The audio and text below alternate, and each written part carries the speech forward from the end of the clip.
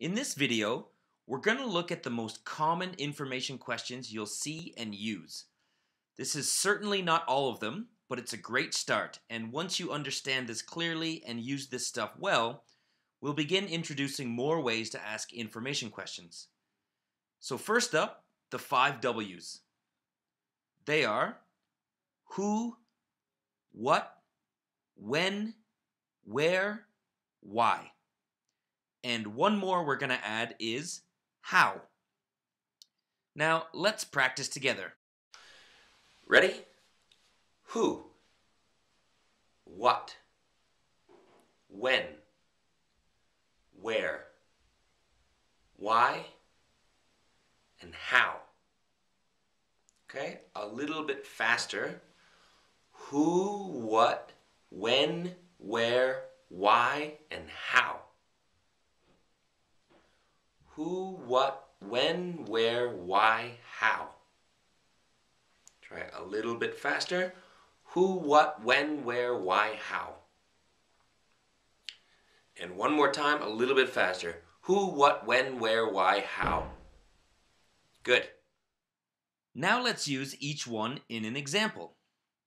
Example 1. He's my brother.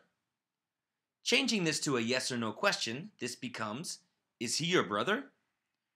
And now changing this to an information question asking about this, your brother, we say, who is he? Example 2, my name's Rob. Changing this to a yes or no question, this becomes, is your name Rob? And now changing this to an information question asking about this, Rob, we say, what's your name? Example 3, I'm going home tomorrow.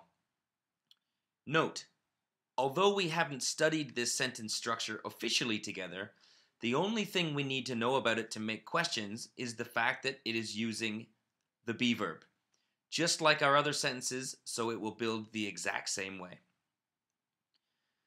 Changing this to a yes or no question, this becomes, are you going home tomorrow? And now changing this to an information question asking about this, tomorrow, we say, when are you going home? For pronunciation and intonation purposes, we're going to shorten it down to when'er. When are you going home? But please note that we never write it like this with the contracted apostrophe RE. It is only meant to show how we say it. Example 4. They're at home. Changing this to a yes or no question, this becomes, are they at home? And now changing this to an information question asking about this, at home, we say, where are they? Example 5, I'm going home because I'm tired. Changing this to a yes or no question, this becomes, are you going home because you're tired? And now changing this to an information question asking about this, because I'm tired, we say, why are you going home? And it'll sound like wire. Why are you going home?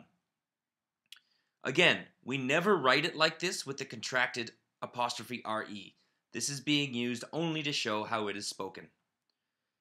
Example 6, I'm good. Note, I'm good is a very common answer to the information question we're about to make.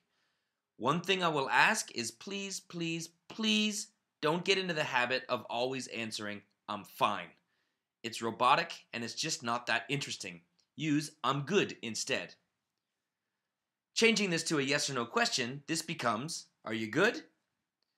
And now changing this to an information question asking about this, good, we say, how are you? A culture tip. You may already know this, but how are you is one of the most commonly asked questions people ask each other when they see each other. It's also very polite to return the question. So if someone asks you, you can say, I'm good, you? Or you can say, I'm good, how are you? Actually, there are quite a few things you can say to answer that question. These are just a few common ones to get you started. Just choose one for now and stick with it until you're comfortable with it. Then you can start trying out some others you learn or hear.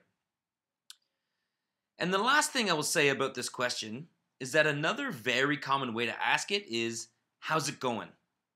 This is quite casual and you can just answer, good, how about you? That's it for this video. In the next video, we're going to practice these questions as well as a few others.